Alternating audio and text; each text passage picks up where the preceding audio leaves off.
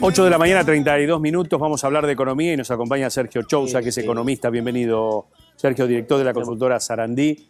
Bueno, febrero 2024, ¿no? Y muchísima gente que está preocupada, ¿no? Comienzan los síntomas de enfriamiento de la economía, ¿no? Sí, a ver, esperamos para este año, obviamente, un año de recesión. Ya veníamos, 2023 fue un año de caída de la actividad del PBI, mayormente por el impacto del agro, de la sequía. En este 2024 va a pasar lo contrario, ¿no? El agro va a contener, va a jugar de colchón mínimamente por un buen desempeño, a pesar de la falta de lluvias de las últimas semanas, pero después la actividad vinculada a servicios, a la economía real, ahí va a estar bastante complicado, ¿no? Con lo cual, la previsión que tenemos de caída de la actividad del PBI este año es de entre 2 y 3 puntos, sería el segundo de caída, lamentablemente. Eso después se plasma en, bueno, menos empleo, ¿no? Menos ocupación. Sí, menos... sí, es letal, ¿no? El enfriamiento de la economía es letal, ¿no? Fundamentalmente para el empleo. ¿Vos ves una desaceleración económica, una desaceleración inflacionaria puntualmente en febrero? Bueno, ahí se empieza a ver un poquito el trade-off, ¿no? El balanceo, que el gobierno en su programa económico está dispuesto a pagar puntos de actividad a cambio de empezar a pinchar la inflación. Pinchar la inflación por la vía de la recesión, pero pinchar la inflación al fin. A ver, febrero tuvo algunas subas contenidas y después otros aumentos que ya empiezan a pegar. Por ejemplo, aumento del boleto de la zona interurbana, que es un 250%. Eso te contribuye, ¿sabes cuánto al IPC? 5 puntos. 5 puntos del IPC lo vas a tener como impacto solamente del aumento del 250% del transporte en el área interurbana.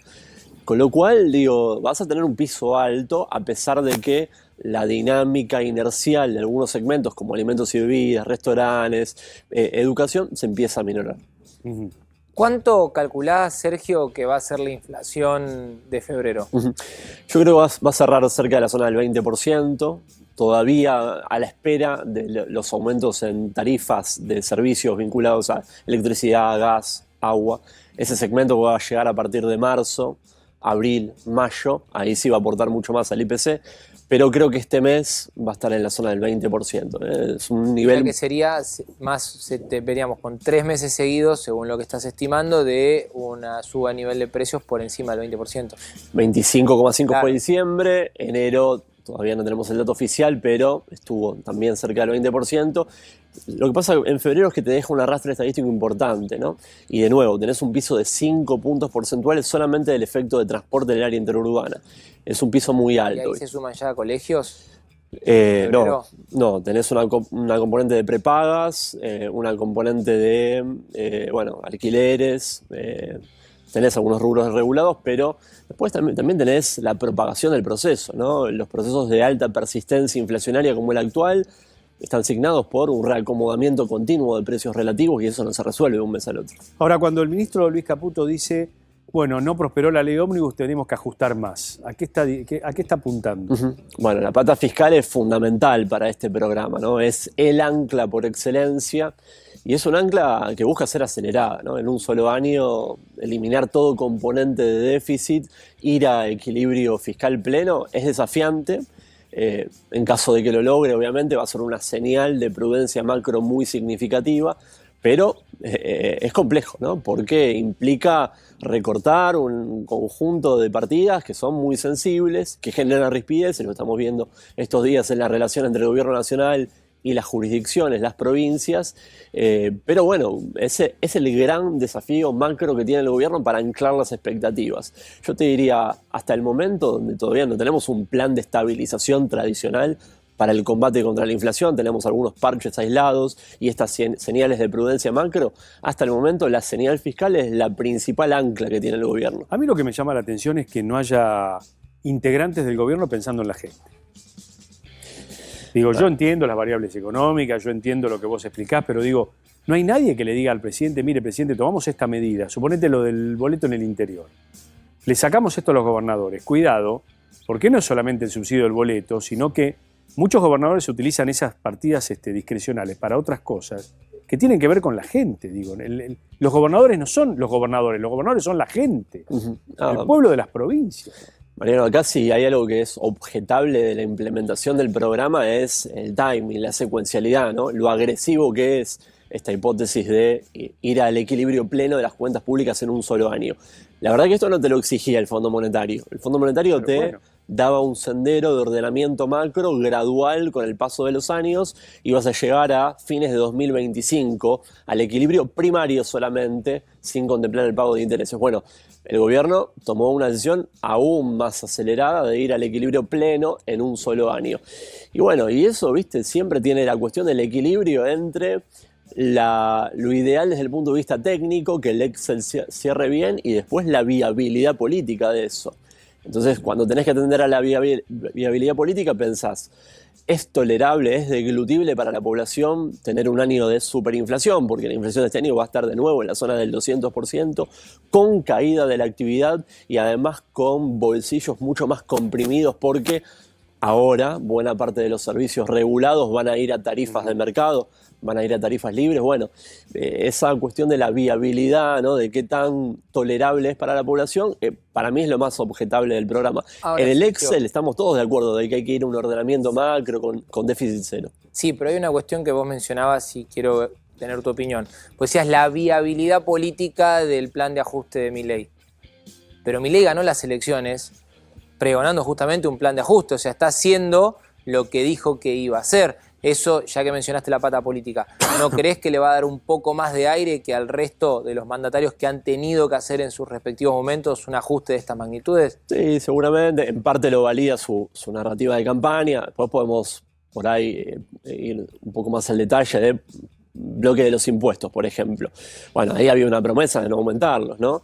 En caso de que avancen. Sí, si iba a cortar una mano, te aumentó un impuesto, dijo. Sí. Entonces, vos el objetivo de ir a un escenario macro equilibrado, me parece que lo mantenemos todos, estamos todos de acuerdo con eso. La cuestión es el timing ahí, me parece, y una cosa es decirlo y otra cosa es verlo en los hechos, las implicancias. También te diría que está bien que lo hagan en el primer momento, ¿no? Porque el momento en el cual tiene la espalda, tiene la suficiencia. Consumir capital político. Y sí, claro, es ahora. Es difícil poder implementar un contexto de recesión y de superinflación en un segundo año, en un año en el cual hay elecciones legislativas, con lo cual eso es entendible. Ahora, el capital internacional, el Fondo Monetario, el mundo, ¿está mirando también si hay gobernabilidad, si tiene gobernabilidad un proceso así? Porque el presidente da la sensación de que está solo, o el partido del presidente está solo. En su último comunicado, con la 7ª revisión del programa que tenemos en curso, el Fondo Monetario mostró un beneplácito con la implementación del programa de ajuste acelerado. Le pidió explícitamente que mantenga situaciones de cobertura, de asistencia para sectores vulnerables. Esto lo hizo explícito. De hecho, marcó el porcentaje del PBI que tiene que destinar a eso. Lo que pasa es que, obviamente, el fondo tiene que garantizar la posibilidad de repago de la deuda, con lo cual, para nuestro país lo que más le exige es la acumulación de reservas. Esa acumulación de reservas hoy se da a expensas de los niveles de actividad, ¿no? Porque te exige ser más restrictivo con las importaciones, con la posibilidad de traer maquinaria, equipo, bienes intermedios. Con lo cual, el fondo tiene que garantizar eso, que vos acumules reservas para en un futuro poder hacer frente a la devolución de la deuda. ¿Y una devaluación o meter mano a una devaluación este año otra vez es un fracaso? ¿Sería un fracaso para el plan económico? Ese es la gran incógnita se viene para febrero, fines de febrero, marzo, que es, bueno, este esquema de crawling peg del 2% mensual, con una inflación en la zona del 20, 15 en el mejor de los casos. ¿Es sostenible? ¿Cuántos meses es sostenible? Cuando vos ves la evolución del tipo de cambio real ajustado por inflación, vas a llegar a marzo con niveles no muy distintos de los que dejó la administración previa, que era un tipo de cambio, un valor del dólar oficial bastante bajo, ¿no? Claro.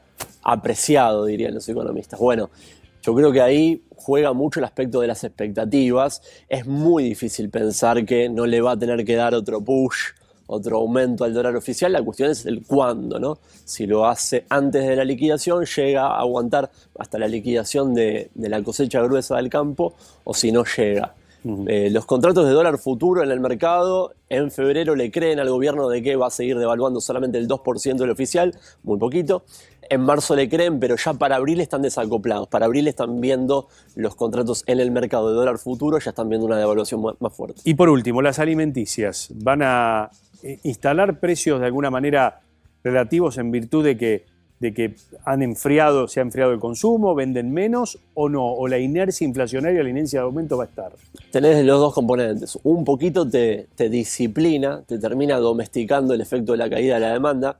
Caída de la demanda que se dio también en el rubro de alimentos. Eso es muy paradójico, ¿no? Porque uno diría, bueno, son los segmentos menos elásticos, los que menos responden a el efecto ingreso, pero igualmente en el último indicador, por ejemplo, de ventas en comercios minoristas, la caída en alimentos y bebidas de las ventas fue de casi 40% en un solo mes.